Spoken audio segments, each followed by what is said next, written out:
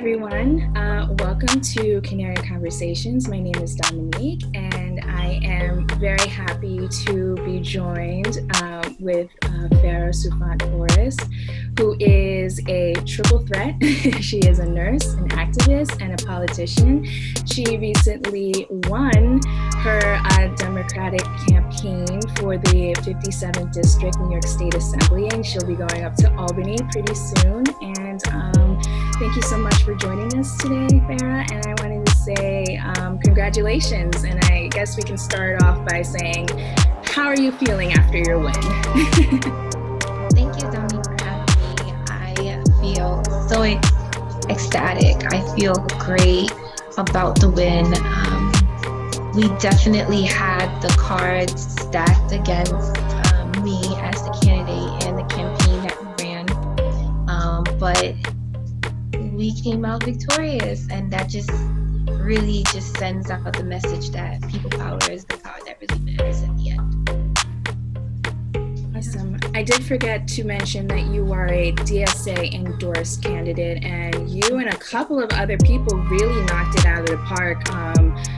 Something that was, and congrats to all of them, that is definitely something that if you are paying attention to politics, it's very, very easy to be cynical.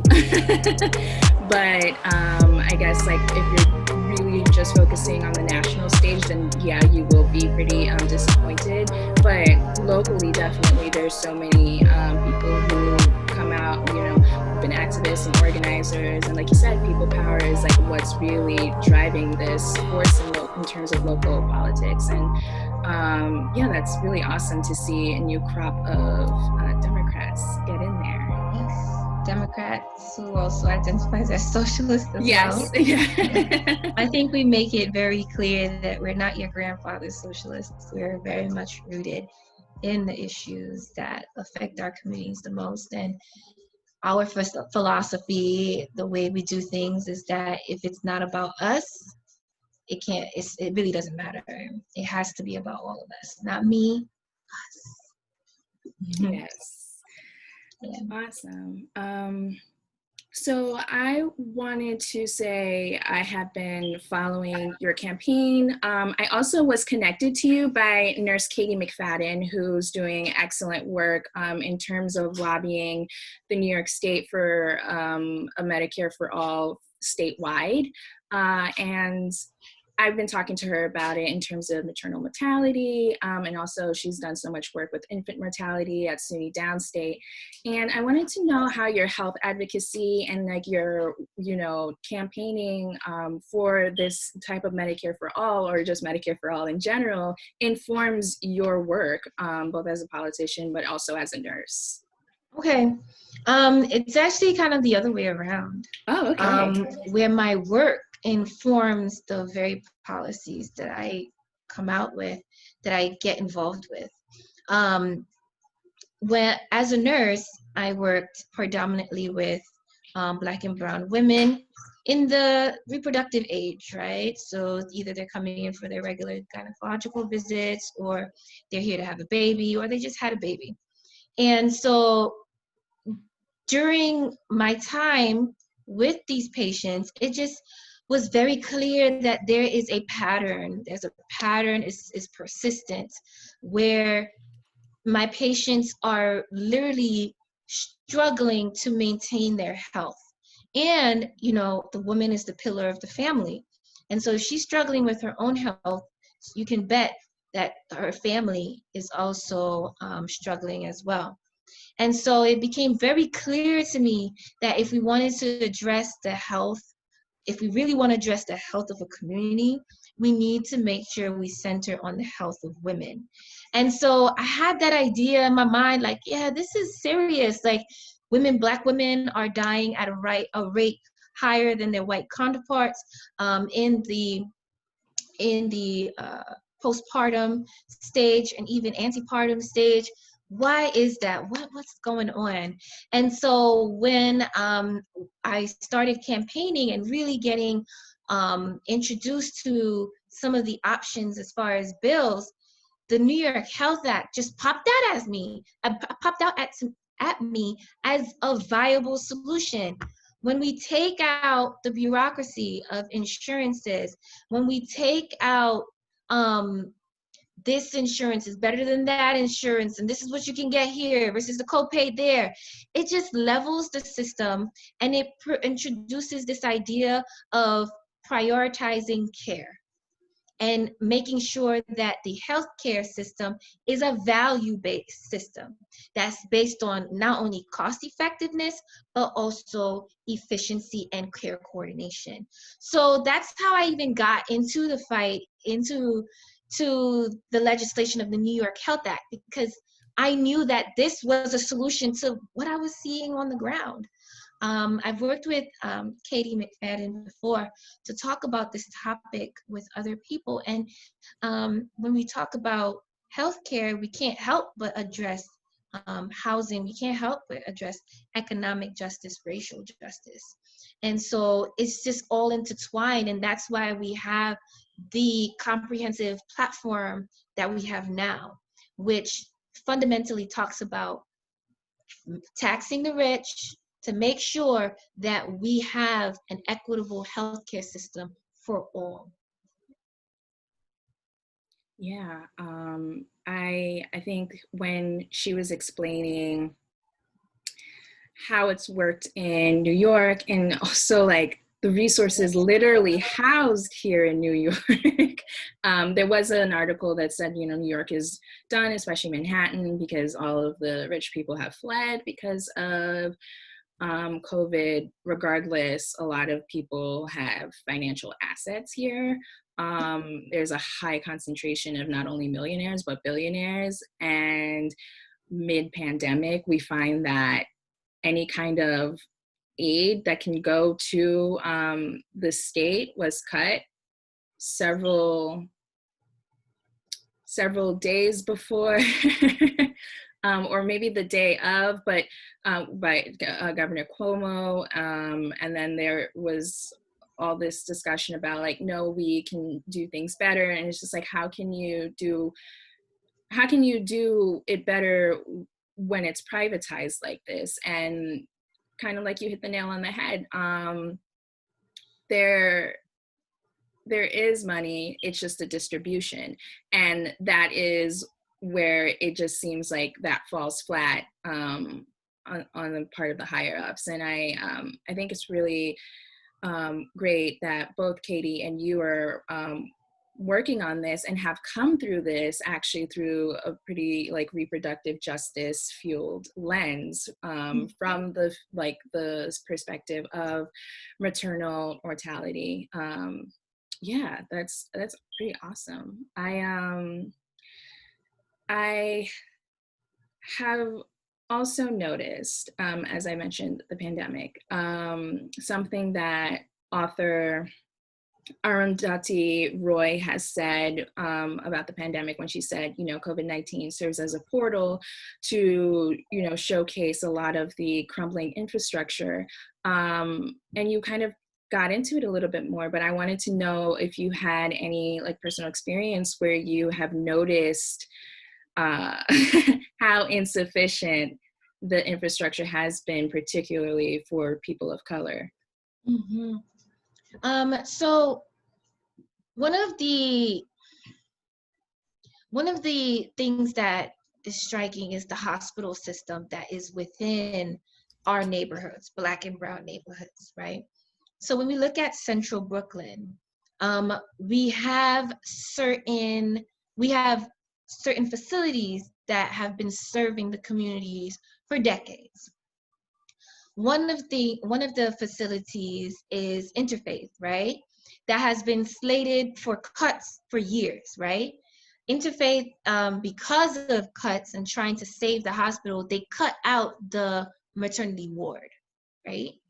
Or Kings County, I say we because I used to be in Kings County, but Kings County is a #1 trauma center, top level trauma center in Central Brooklyn that struggles to staff its trauma centers with nurses for many reasons, but one of the main reasons is you have a two-tiered system where the hospitals that need the most funding aren't getting the funded needed, right?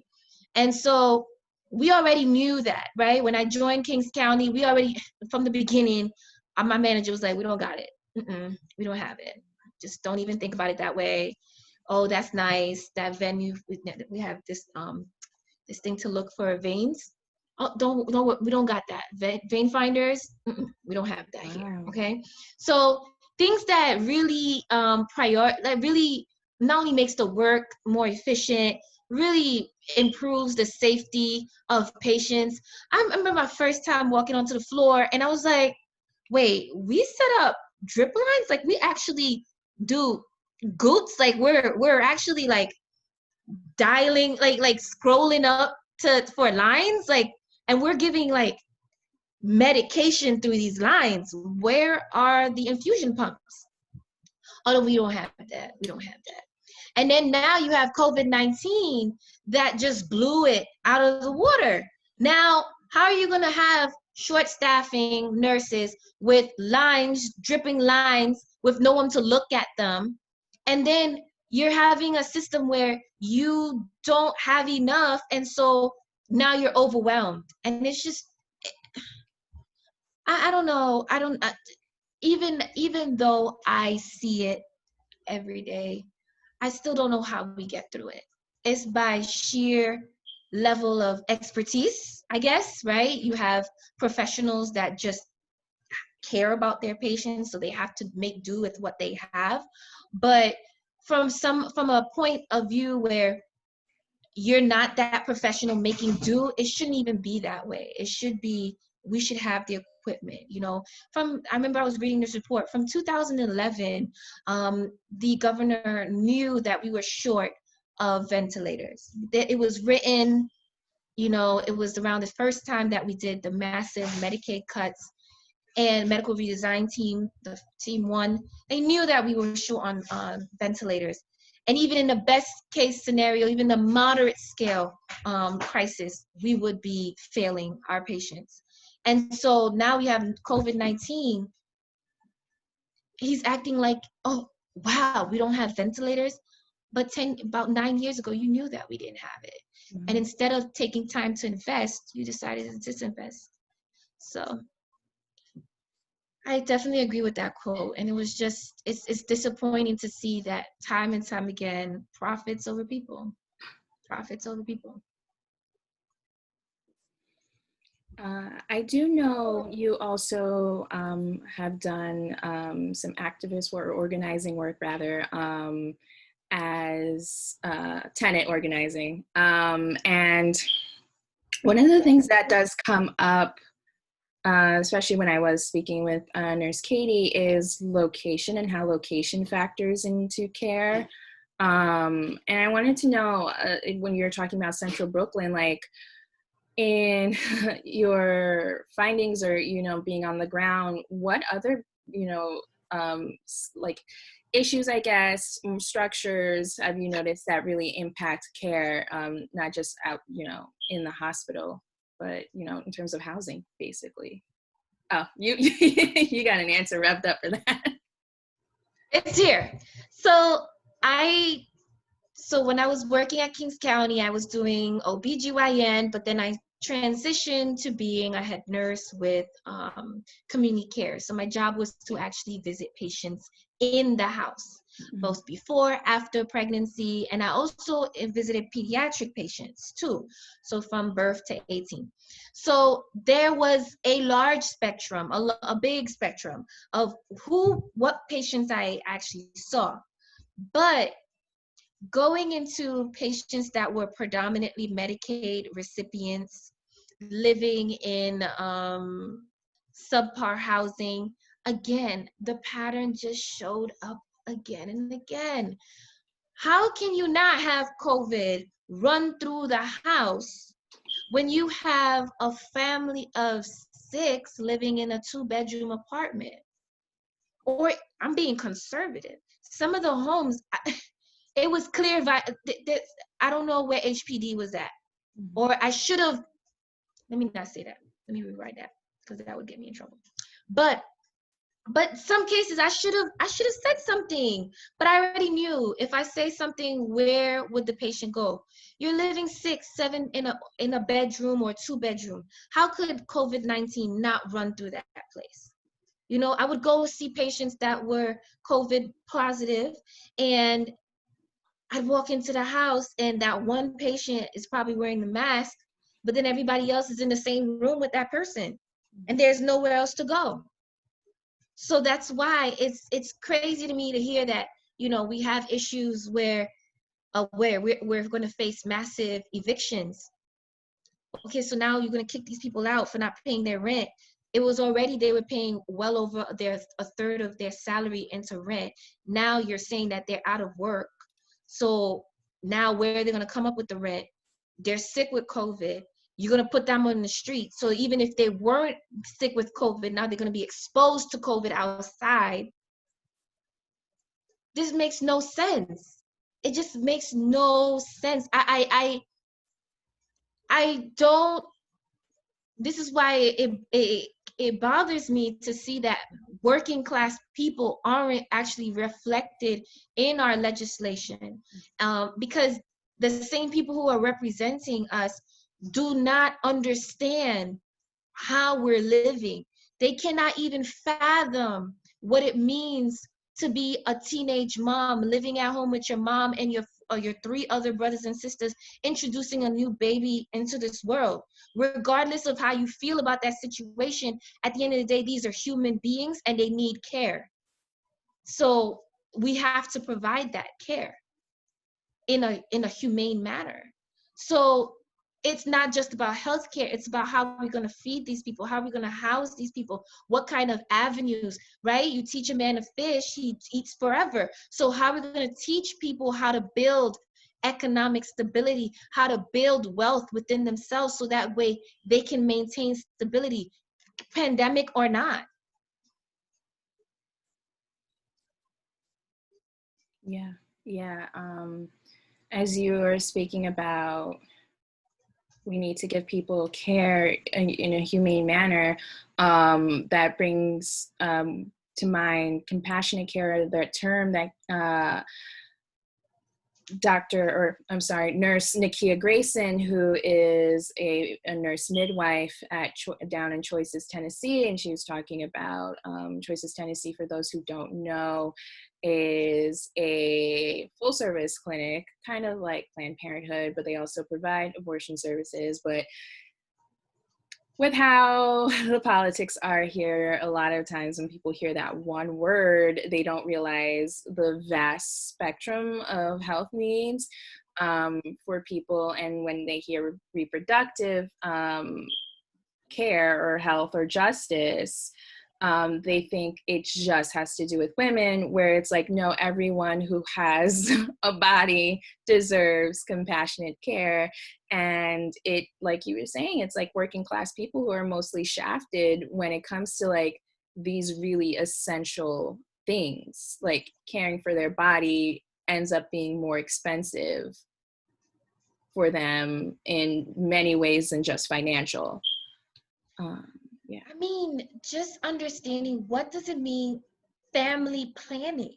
One of the things that it just boggles me is that boggles my mind is when we talk about what is prenatal care. Prenatal care does not start at conception. Prenatal care starts at the time that you decide that you want to be childbearing.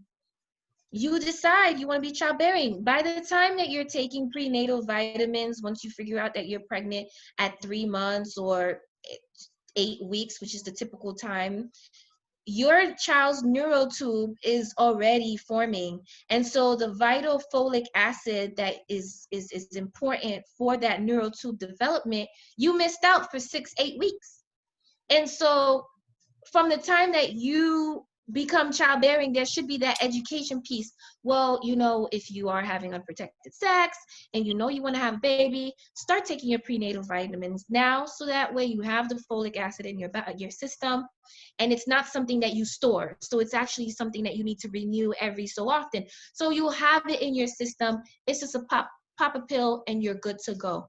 But you know how much we can prevent, you know, infant mortality or even complications during birth, have we just have what we call family planning. So when we talk about reproductive rights, it's the right to information to suit your lifestyle. If it's birth control, that's one. If it's conception counseling, that's two. If you or your husband or your partner or whoever, it doesn't matter, your family structure, you have a right to decide what's best for you and have as much information given to you. That's what reproductive rights means to me. The idea of how do I plan out my choices? How do I plan out and make sure it fits in with everything else I have to juggle in my life? Right. And that should definitely, I mean, we're very aligned. But for some people, it just doesn't register that like that should be a very baseline thing that like that is free. That should be free. You know what I mean? Like for me, I don't feel like jumping through hoops and explaining like more or less like the philosophy behind like these kinds of human rights. It's very abstracted for a lot of people, but then kind of like when you're talking, it's just like, it really doesn't make sense that like we live and work and contribute, that like literally everything is itemized and privatized, and you know it has to come out of our pockets, like something as basic as like providing information, or having these kinds of vitamins or this kind of regimen, or a doctor who can guide you even throughout all of this, paid for. So like that's the last thing you worry about when you're bringing a new life, or when you're terminating a pregnancy, or when you just want to like have some kind of education about it. And Planned Parenthood has been, for all the ups and downs, has been a place that's been really good about that in terms of like providing that care. Also, they're really gender affirming for LGBTQ patients, but they are like not by any stretch of means, like I don't think like this really radical institution. It's like one of the largest institutions that's been around for quite some time, over 100 years or close to that. Oh no, definitely over 100 years. But even they are being defunded or constantly under attack. So like, it's just, yeah, kind of like what you said. It doesn't make much sense. It makes sense. It doesn't make sense. No.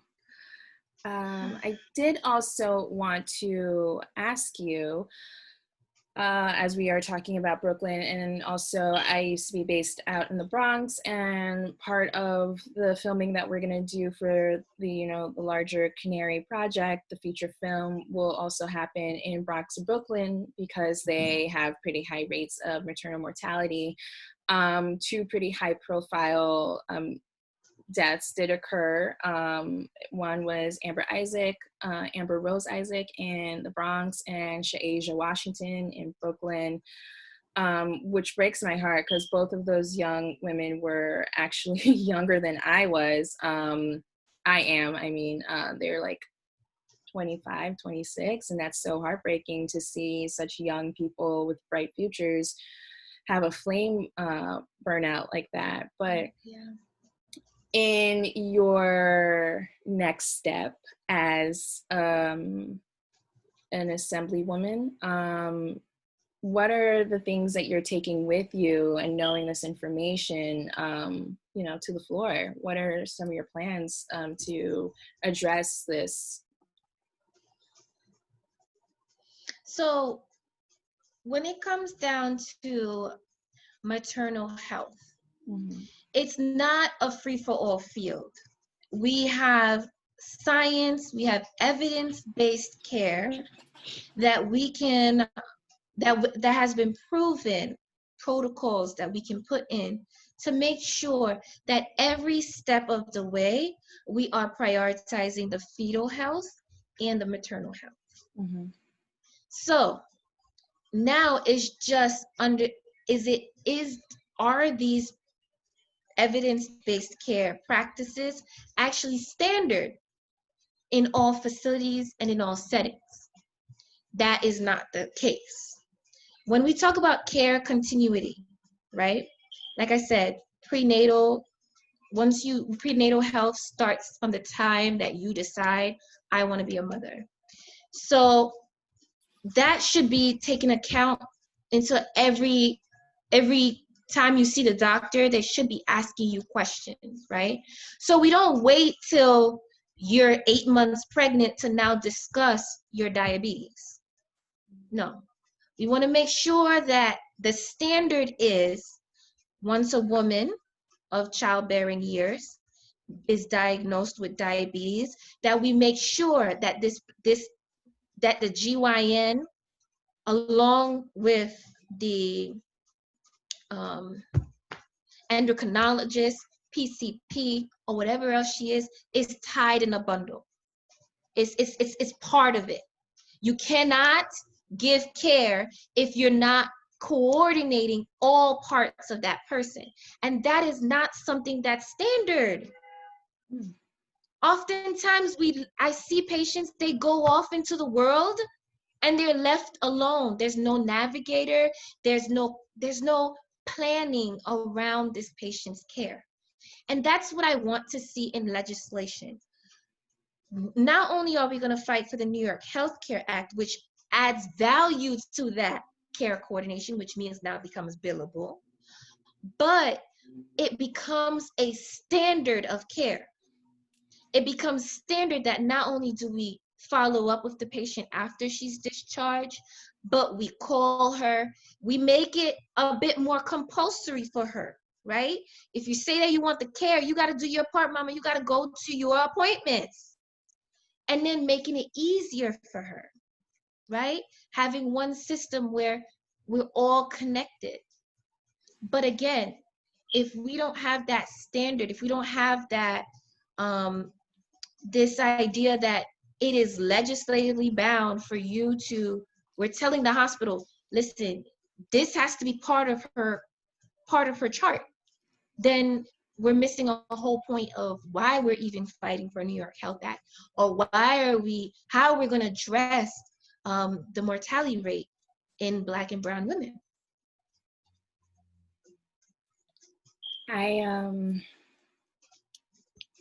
I did not know that these things were so separated. And I think that's really important that you say that. And it's really important that you're going in there with the knowledge that you have.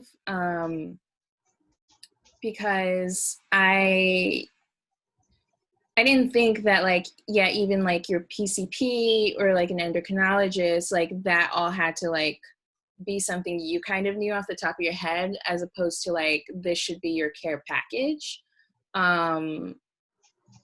Yeah, that's like, so, and it would be more streamlined too if everything was covered. So maybe that might be the reason why it doesn't click, because, yeah, okay. So I'll tell you one story though. This made me so upset.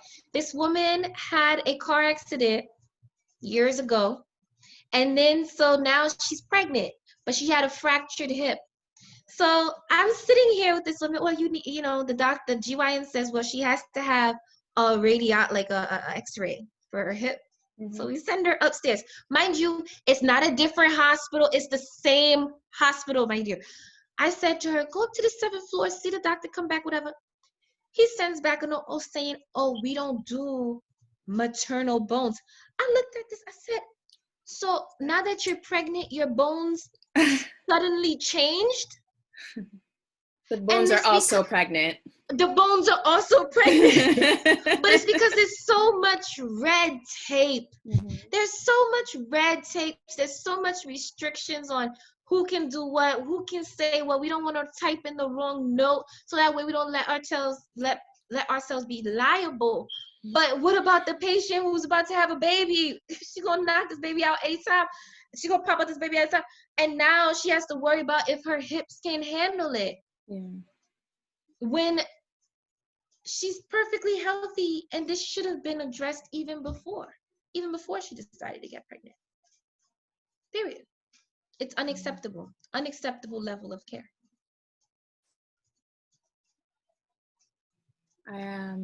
We're getting close to the end, and I don't want to take much of your time, but I wanted to know, when are you heading up to Albany?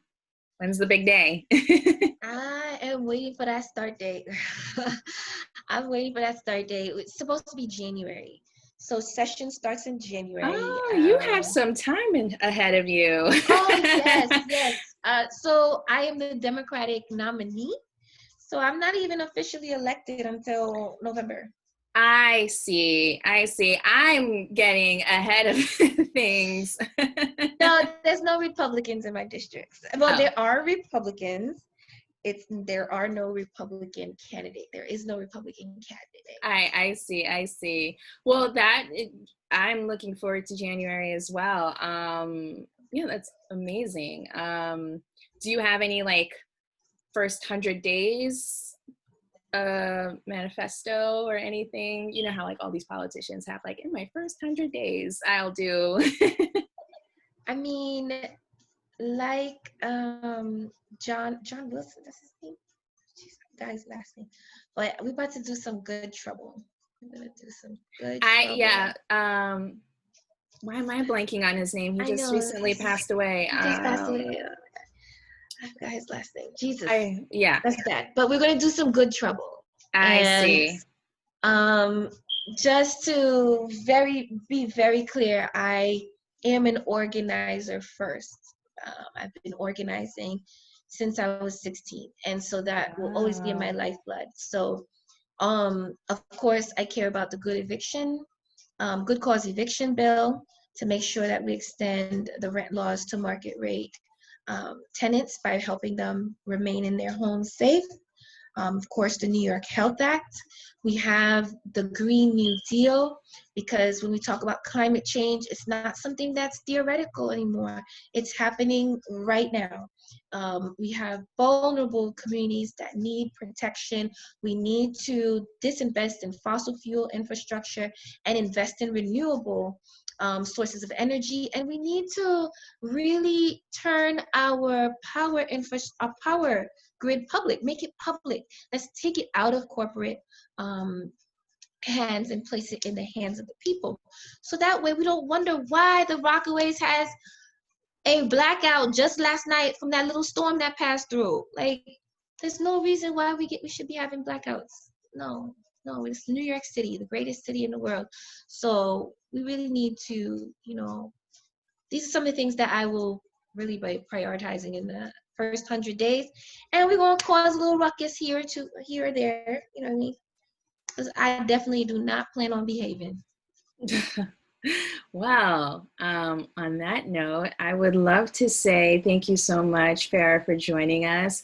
I did not mention in the beginning, but I do remember when I went to Bernie Sanders's rally in Queens. That's when it was like after his stent in his heart, and he came back to the trail and he had a rally in Queens.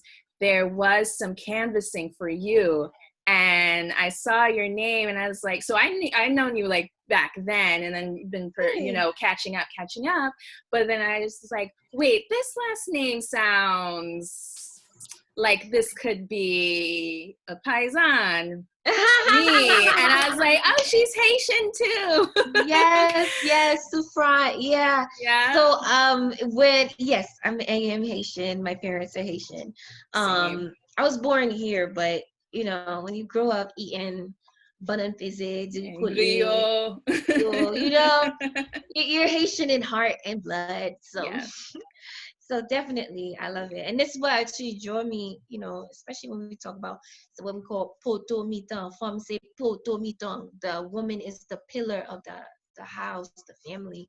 We have to support the women, so we can't do much until, again, we talk about the most vulnerable, which is Black and brown women. Black women need to be the center. They need to be the, the people we fight for the hardest. They're the hardest hit. Yeah. Black Lives Matter. Black Lives Matter. All right. Well, thank you so much Thank again you. for joining us. And do you have anything you would like to plug? Your Twitter, your campaign is done, but Oh, yeah, please follow me on Phara, Phara for Assembly on Twitter. We're about to do a lot of big things. I mean, when we talk about in the recently with the opening of schools, we're really standing behind the teachers to make sure that not only do we reopen, in a way that's safe, but then in a way that makes sure that we prioritize the health of staff, the students, and the community yeah, around them. yeah, So they go back to their parents. yeah, they do go back to their parents. Jesus, they need to go back to their parents every day. But seriously, like we need to really make sure that when we talk about education, that we really prioritize who it's supposed to go to, which is the children. And that means we have to keep everybody safe. So you'll be seeing that some actions around that. Please join in and do your part, do what you can. And we will be following. All right. Well, thank you so much, Phara. Bye. Bye. Oh, are we done? Are we done here? That's it.